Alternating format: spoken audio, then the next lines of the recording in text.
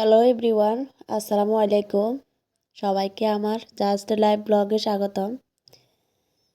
তো আজকে আমার বড় ছেলেটা বলছিল ওর জন্য পোলাও রান্না করতে আর মুরগির মাংস রান্না করতে। তো আমি প্রথমে এখানে পেঁয়াজ, টমেটো, পেঁয়াজের কলি, কাঁচামরিচ এগুলা কেটে নিলাম। নেওয়ার পরে মাংসগুলা ধুয়ে পরিষ্কার করে নিব।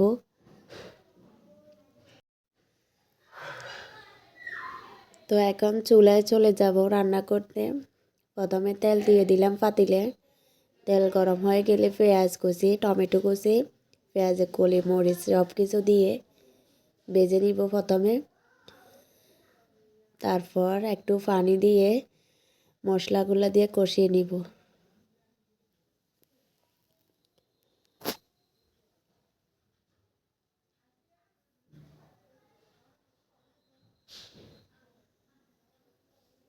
তো এবার একটু পানি দিয়ে দিলাম। আস্তে আস্তে হলুদের গুঁড়া, মরিচের গুঁড়া, গরম মশলা, আদা রসুন দিয়ে কষিয়ে নিব।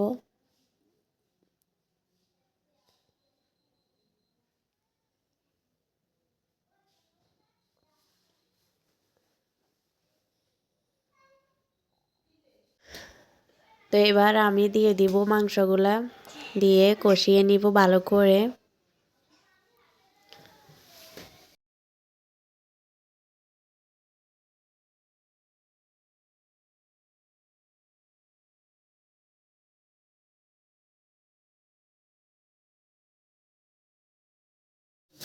তো এবার আমি অন্য একটা পাতিলে পোলাও রান্না করব।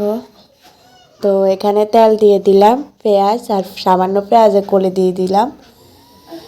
আমার কাছে ভালো লাগে শীতকালে পেঁয়াজের কলি সব তরকারিতে আমি ব্যবহার করি।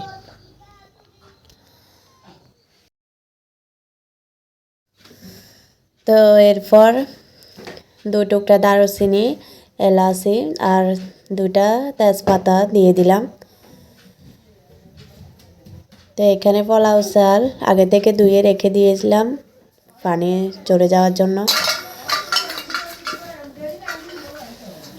তো এবার আমি কিছুক্ষণ গরম তেলে ভেজে নিব চালগুলোকে। এবার অল্প একটু পানি দিয়ে কিছুক্ষণের জন্য ঢেকে দিব।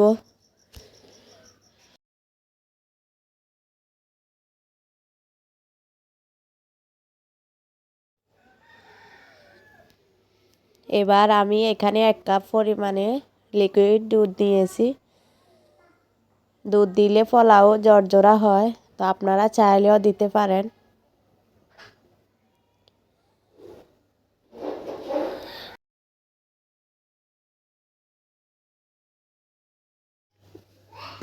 তো এদিকে মুরগির মাংসগুলো প্রায় কষানো শেষ, পানি দিয়ে দিলাম।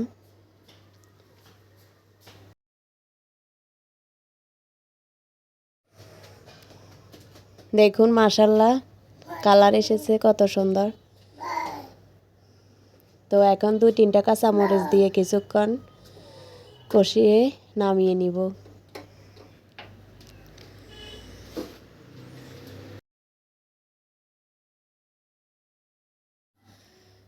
তো এদিকে পোলাওগুলো রান্না হয়ে এসেছে।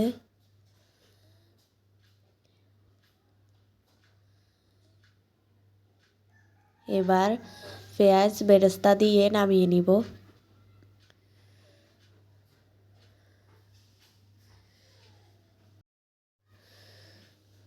তো আজকের রান্না এখানে শেষ। কেমন লাগলো অবশ্যই কমেন্টে জানাবেন। আর ভালো লাগলে একটি লাইক করবেন আর চ্যানেলটি অবশ্যই সাবস্ক্রাইব করে রাখবেন নতুন ভিডিও পাওয়ার জন্য।